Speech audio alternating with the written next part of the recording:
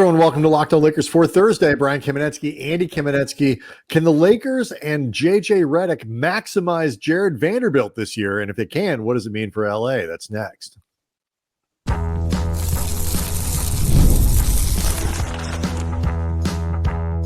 You are Locked On Lakers, your daily Los Angeles Lakers podcast, part of the Locked On Podcast Network, your team every day. Thanks to everybody for making Locked On Lakers first listen of every day, Monday through Friday, no matter how or where you get your podcasts. This one is always free and never behind a paywall. Locked On Lakers on YouTube is where you can go hang out with over 25,000 subscribers, leaving us questions, leaving us comments. We read them every day, and we've got a few lined up that we're going to be using. I don't know if we're going to use it for this show, but we've got a few that we've got pulled. We do this with mailbags all the time. Your comments always influence the topics that we talk about as well. So please keep them coming. We really appreciate it. Do want to let you know that today's episode is brought to you by FanDuel. Now through September 22nd, all FanDuel customers can bet $5 and get a 3-week free trial of NFL Sunday Ticket from YouTube and YouTube TV. Visit FanDuel.com/lockedon to get started. So I think at the very least, Andy, when I look back on last year, the thing that I missed most, that I was most wrong about, was the outsized influence that not having Jarred Vanderbilt would mean. Like, I didn't think it wouldn't matter, but I underestimated how much it would matter. And I think in that I had some company, although I know you were certainly worried when Vando couldn't suit up to play. I remember heading into the season, the debate between him or Rui as the potential fifth starter. I had been, and I remain on the side of all things being equal. I think it should be Vanderbilt starting, and I actually think it matters that he starts. Sometimes who ends up in the first five can be an overblown talking point. It's very often about minutes and closing and the best floor combinations that ultimately really influence the best version of your team, as opposed to who gets announced by Lawrence Tanner. But in this particular case, I actually think it matters a lot in terms of giving JJ Redick the most options when it comes to trying to offset the defensive issues of a backcourt that is almost certainly going to be D'Angelo Russell and Austin Reeves, and the defensive pacing that necessarily happens for LeBron at this stage of his career, even when you have an all-world defender like Anthony Davis as your backline. We saw last year the best version of the Lakers offensively with Rui left an awful lot to be desired defensively, and really put the Lakers in a place where they truly had to outscore opponents. I know you have to score the most points to win, but the strategy had to be score as opposed to stop. Right. With Vanderbilt, you actually get the ability to, I think, still generate pretty good offense while actually getting some stops, giving AD a break, and just, again, the most optionality for JJ Redick in terms of just trying to come up with a defense that works. It's interesting to me because, Vanderbilt to me is a great example of how there's a difference between being the best and the most important. And I'm not saying that Vanderbilt is the most important player on the Lakers, because he's not. I'm going to go start with LeBron and AD, for example. I think are more important to the success of the Lakers than Jarred Vanderbilt. I don't mean that as a slight to Vando, but once you start getting past that, there's an argument to be made for Vanderbilt, and it's not because he's better than Austin Reeves necessarily, or better than Rui, or better than D'Angelo Russell. We could certainly make the argument for any of that if you want, but I don't think on a raw level, I'm not sure I would put him there. But what he is the guy on the team that has the specific set of skills, to get all Liam Neeson here, that is really hard to replicate without him. And this is roster is flat out impossible to replicate in one guy. Yeah.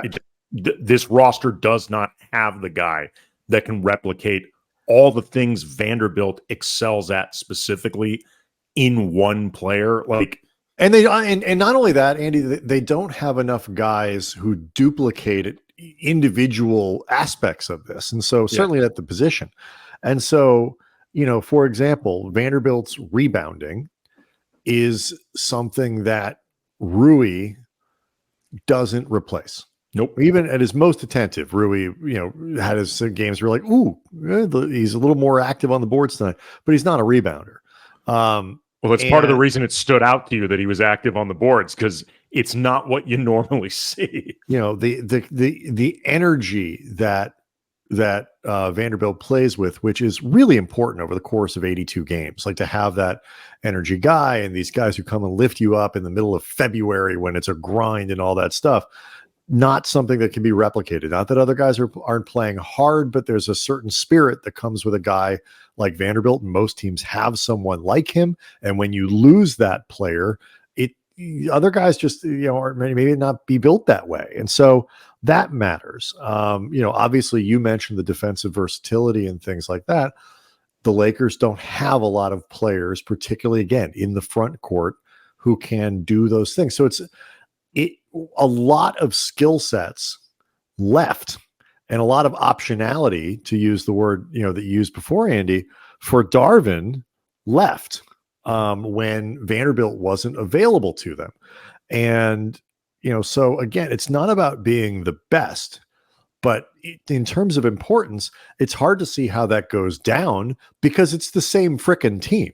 So if they were missing it last year, they're going to be missing again this year if Vanderbilt can't play. I really think that if you go back and do an autopsy of last season, if you did like an oral history of the 2023-2024 Lakers and everything that happened, you would look at Vanderbilt opening the season injured and basically missing training camp as a flashpoint for a big trickle-down effect of things that went wrong, some that were completely outside the Lakers' control, some things that led to bad decisions, overreactions, overthinking by Darvin Ham. When Jarred Vanderbilt first returned, he clearly wasn't healthy, wasn't the most effective version of himself. But once he came back the second time and was clearly all the way back physically, he played well, and the Lakers looked like a different team. The question, though, with Vanderbilt, and this is something we hear all the time in the comments section or on the YouTube channel or on Twitter at Cam Brothers, the idea that Vanderbilt's offense can at times make him difficult to play or unplayable. People talk about his minutes decreasing in the 2023 playoff run, getting quote unquote played off the court against Denver.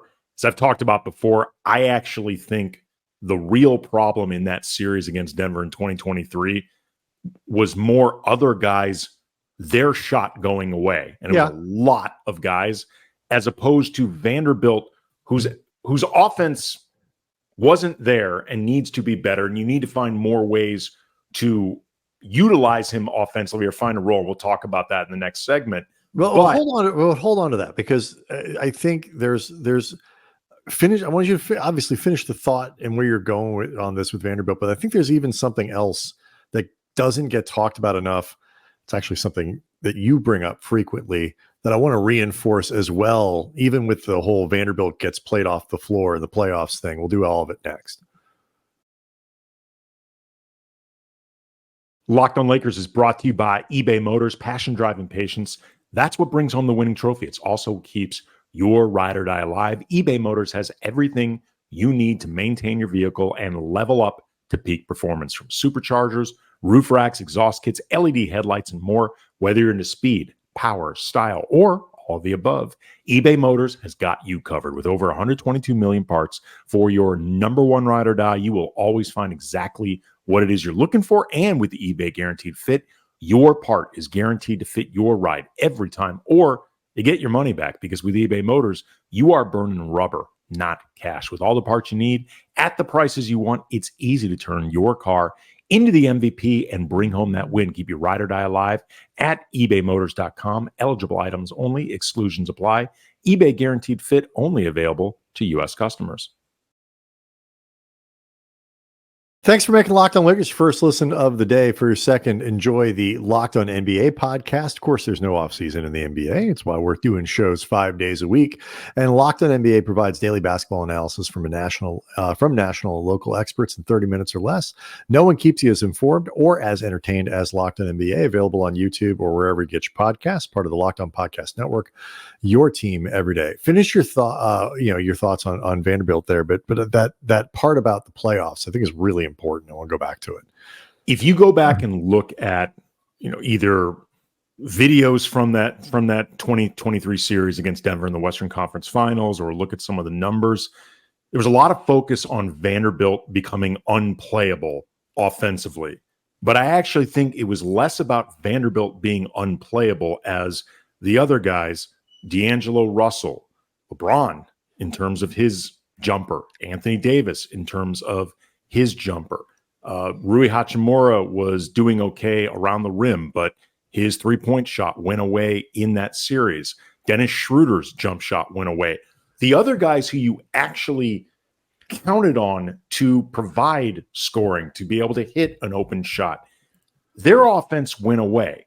And as a result, you did need to take Vanderbilt off the court because those other guys are much more likely to eventually come around and bring shooting, or if nothing else, will be guarded. Right. It becomes harder. I mean, because you can lay off Vanderbilt and you can make those guys their lives harder. I mean, there are obviously shortcomings there. Right. But I thought then, said it then, and still maintain to this day, I had no issue with Darvin taking Vando off the court. I think he had to, and it was fine.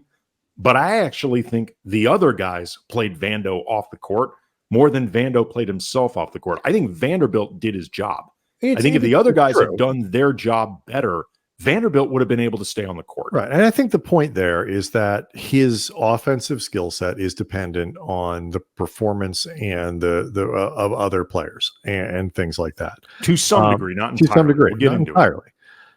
There are two things about it, though, that I think counter that idea of like, well, you're going to have to use. So there's some shades of the discussion that you have with D'Angelo Russell here too. Certain guys become harder to play in the playoffs with game planning, with matchups. Energy players sometimes lose some of their oomph because when the playoffs roll around, everybody is an energy player and certain things like that. And so, that margin is that's true. His offensive limitations can be easier to exploit. But then again, like Rudy Gobert makes $700 billion a year and is multi-time defensive player of the year. He sometimes has trouble with matchups. There are a lot of high-profile players that get picked on in the playoffs. Maybe they don't get played off the court, but they get attacked, they get picked on, they get exploited for their weaknesses, who are significantly better players than Jarred Vanderbilt.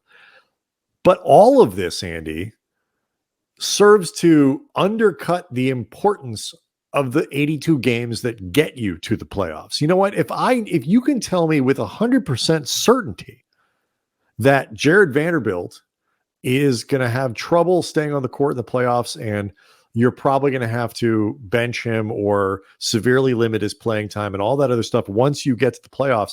If you've spent even if you've spent the entire year starting him, but you're going to tell me that the team would be 2 or 3 games better because Vanderbilt is in the starting lineup, I will say you've got 82 games to figure out what you're going to do when the playoffs start, and go get those 2 or 3 wins with Jarred Vanderbilt, because, the offensive skill set in the regular season, well, he's not going to be guarded. And that actually, if he's active off the ball, this is when you talked about that stretch in the games last year. Our friend Darius Soriano at Silver Screen and Roll has a great story post up about this, breaking some of that down. When Vanderbilt was playing really well last year, offensively, he was actually quite effective because he's so unguarded and ignored that as long as he doesn't stand still, it actually works for the Lakers, and he doesn't. So it's the guys who are ignored and don't move that are a problem. Vanderbilt moves, and he can then use him. So that part of it doesn't hold water. And then, fine, fix it in the playoffs if you need to. But I don't like the playoff problem to be something that limits teams in the regular season unless they have better options. Yeah. And for the time being, they don't have better ones than Vando in terms of the stuff that they need specifically from Vando. You talked about Darius's piece. Also, Pete Zayas, Darius's podcasting partner over at Laker Film Room Podcast. He's got a really good video that you can find on YouTube or his Twitter feed, breaking down some of the stuff that works well with Vanderbilt offensively. And it's things we've talked about before, like using Vanderbilt as a screener, dribble handoffs, letting him actually move off the catch when he gets the ball in the corner, as opposed to, just standing there, putting up a 3-point shot that maybe is open. And sometimes he does need to take it just to keep defenses semi-honest, but he can do things off the dribble. Like Vanderbilt has a background as a guard. Like you wouldn't necessarily want him running your offense, but he's got passing skills. He can make some reads. And in the first he can get a little too saucy sometimes when in the open floor, but he also yes. But he also makes some good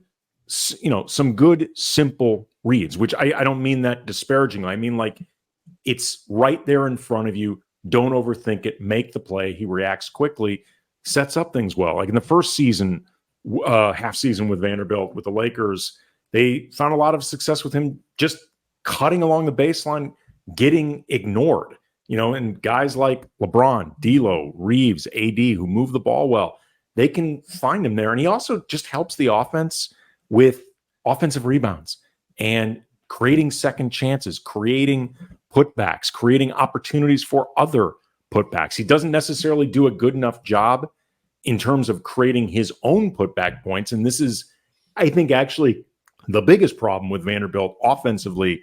It's not the 3-point shot lacking, it's the finishing. Like he needs to become much better around the rim than he is. But like, if you look at cleaning the glass, he led the team in putback plays per 100 misses. Like the team generated the most with him on the floor. Like a lot happens offensively, or opportunities are out there offensively with Vanderbilt, even if they don't directly involve Vanderbilt getting the points himself. And I think we'll have a lot of time to dissect whether or not they're better or worse. Are they better with Rui starting? Are they better with Vanderbilt starting? Some of that really comes down to JJ Redick's ability to see lineup combinations, to see offensive sets that can, and defensive sets that can, that really play to the strengths of players, the role players on this team, and mitigate their weaknesses. That's really what you're trying to do with role players on any team, is figure out how can I make their strengths featured and hide the stuff they're not good at. And I would include D'Angelo Russell in that. I'd include Austin Reeves in that. Like how certain times, certain guys have skill sets that fit each other a little bit better. And I do think one of the things the Lakers missed was just that connective tissue with Vanderbilt to be able to say like, oh, this combination of things, it's going to help Austin a little bit. It's going to help, D'Angelo a little bit. This thing with, stuff Rui does helps other players and stuff too. It's not that, but they had nothing else to plug into that hole last year. And because the roster is essentially the same, they still don't have anything to plug into that hole.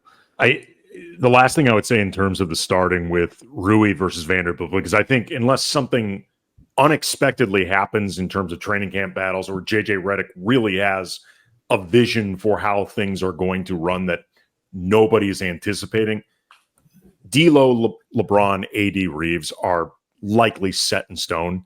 And I think the fifth spot is a battle between Rui and Vando. And I think right now, if I had to guess, I'd say Rui would start. So would I. And Vanderbilt. I think Rui would be. I mean, certainly more people I've seen who cover the team or around the team are predicting Rui ahead of Vando.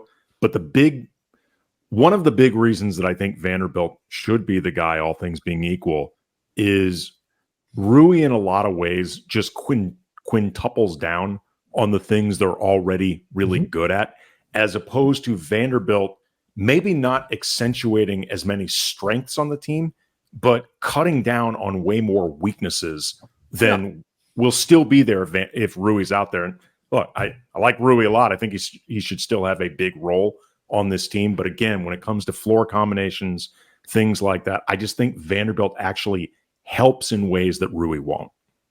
It's one of those things where how this plays out, not just in terms of minutes, but combinations, sets, things like that, really be as much as like we look at LeBron and AD, these things like this will be a really great window into what JJ Redick is doing and plans to do and all of that as training camp finally eventually rolls around. One thing, Andy, they are doing right now is off-season workouts. Dan Wojcicki in his newsletter at the LA Times has a couple interesting nuggets about what's been going on there and how JJ Redick is already doing things a little bit differently than Darvin Ham. So we'll do that next. Locked On Lakers is brought to you by FanDuel. You've heard us talk a lot about FanDuel, America's #1 sportsbook. Well, we got a little something different for you. Now through September 22nd, all FanDuel customers can bet $5 and get a 3-week free trial of NFL Sunday Ticket from YouTube and YouTube TV. Again, $5, 3-week free trial. I guarantee you that is worth a hell of a lot more than $5. And then with a YouTube TV base plan, you'll be able to watch every single regular season Sunday afternoon out-of-market game. All you need is a Google account and a current form of payment, and you can cancel anytime. And while you start getting yourself ready to sign up, you can also think about the 2024-2025 odds for the NBA upcoming season. Sports season's getting closer, people. It's awesome. As of this recording, the Lakers are 35-1 to win the title. Anthony Davis, 150-1 for MVP. Dalton Connect, 10-1 for Rookie of the Year. Max Christie, 150-1 for Most Improved Player. Visit FanDuel.com/LockedOn to download America's #1 sportsbook.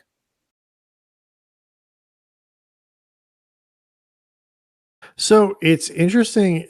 You go and you see what we're trying to find all these like early crumbs for what is it that JJ Redick might do, because we don't know. And obviously, Andy, there is no coaching record in which to draw clues. So one of the things that we're seeing already, though, and this comes again from Dan Wojcicki's newsletter at the LA Times, is that a lot more of the off-season workouts have featured one-on-one, 3-on-3, stuff like that, live basketball is the terminology coaches will use, as opposed to more individual work, non-competitive work, things like that. So already that is a little bit different, just in terms of what they're doing and what Redick thinks most directly contributes to player development. The Lakers themselves as a franchise have been stressing a hell of a lot more than they typically ever do. Whether you're talking about Max Christie, who got paid by the organization, they're clearly committing towards him. Jalen Hood-Schifino is coming off that back surgery last year. There's no question his rookie season was a massive disappointment. Yeah. And he didn't get to play in Summer League because he's still in recovery from that back surgery. So there's a lot that you want to see try to develop with him, Dalton Connect, Bronny, and then guys like Austin Reeves, like Rui, like Vando. They're still young enough that I actually think, they fall under that window of player development. It's one of these things where, and it should be noted that for whatever it's worth, and it's probably not that much. So far, the reviews out of El Segundo are that those guys are playing well, and it's interesting. Dan wrote that this it's a really important development. He wrote that finding and creating pathways for success for young and improving players is critical for Redick as he and the Lakers try to thread the needle between maximizing LeBron's late prime while building for whatever is next. And there's no doubt that that's true. Like they need Hood-Schifino to be quality rotation player. It doesn't have to be a star, but they need that pick to be something. It's really important. It's less important if Maxwell Lewis hits just because of where he was drafted, but they need some second rounders to do that. Like LeBron, Lewis, guys like that, they're going to matter. If the Lakers want to be able to rebuild and do these things quickly, given their cap situation, given their relative lack of draft picks and all that stuff, they can't be wrong. Max Christie needs to really develop into the kind of guy that that deserves the money that they're giving him. But I'd also argue that it's really important for whatever is now. It's not just what's coming down the road. The ability to make Hood Schifino playable, even in a really specific niche, a specific role, a specific thing that he's narrowly tailored. It's a huge win for the Lakers because he was unplayable last year. And if you can take some of those guys that are unplayable at the back end of the roster and make them playable, you're shoring up some of the problems that you have with the group. And like, can you turn Hood Schifino into a, really productive Brandon Pajemski type guy in this quickly? Probably not. But can you find a way to get him on the floor doing things that, again, accentuate his strengths as a young player and try to cover up some of his weaknesses? If you can, again, huge win for the team. So I think this, the player development question is obviously something that matters down the road, but it's actually really important for them right now too. With the young guys, and can you make Rui Hachimura another 5 or 6% better? Can you find another 5 or 6 or 7 or a new skill set for Austin Reeves? Whatever it is, every bit that you can take what's there now and bump it up a little bit, that's what the Lakers need to be able to surprise people. I also think this is especially a thing with Reeves because his importance on this team has been elevated and magnified. Last year during Media Day, he was put in the photos with LeBron and AD as part of an ostensible Laker Big Three. And I said last year on many occasions, I think they planned on Austin Reeves being a player better than he actually is, better than he was ready to be. How good Austin can be, how much he can progress matters a lot because his salary makes him a bargain. I mean, he is a steal. His production at that salary by NBA standards is an absolute steal. Yeah. If he does not improve one iota moving forward, he is still a steal by modern NBA standards. But that contract that sometimes I think is almost too good for the Lakers' own good, because especially in this new CBA that's so punitive, you can really covet production at that salary. But then when you look at opportunities the Lakers have had to potentially move Reeves, like for, say, DeJounte Murray, if you think DeJounte Murray is an upgrade over Austin Reeves, maybe even a tangible upgrade, if Reeves can't make up that difference and the Lakers banked on him being able to do it, or just said, you know what, we know Murray's better, but we can't part with that contract because it's so good, then in a lot of ways, the Lakers have locked themselves into a certain ceiling. His story and his contract, I think in certain respects, have made him a little bit of an overrated player. And I remember I brought up last year, I think I see what you mean. No, I see what you mean. He is inside. And again, overrated doesn't mean he's not good. He is a good player, full stop, no qualifiers. But like overrated, untouchable? Like I think that's a certain kind of rating. Yes. Oh, yeah. I think he has been more on the untouchable adjacent list for the Lakers than I think he's necessarily earned the right to be. I think a lot of that has to do with the contract and also the story and the Lakers being able to talk about discovering him. But I remember last year I posed a question right around the deadline about if D'Lo and Reeves made basically the same salary, who would you look to move first?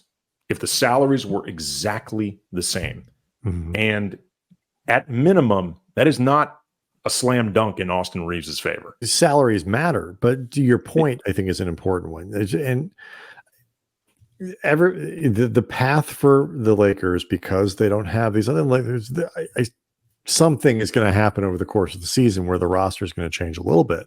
But, I don't know what kind of is a big trade coming. I don't know. I will always default to no when it comes to big trades because big trades are hard. And, the Lakers are capable of being better than they were last year, but it requires a little bit of luck and, a better health than last year for first and foremost. And then it requires that internal improvement. And so we'll see. Michael Pena is going to join us tomorrow from The Ringer. He has a really great column about the Lakers and LeBron James and whether or not the Lakers have squandered the final act of LeBron. And we will talk to him about that and just other NBA stuff for Friday's show. He's just a great writer and a good guy. We love having him on the show. Do want to let people know and thank them for making Locked On Lakers a first listen today. Go check out the Locked On NBA podcast. You can find that linked on you can find the link, I should say, to Locked On NBA in the description of this very show. So you don't need to search for it. It's part of the Locked On Podcast Network, your team every day. We'll see everyone tomorrow.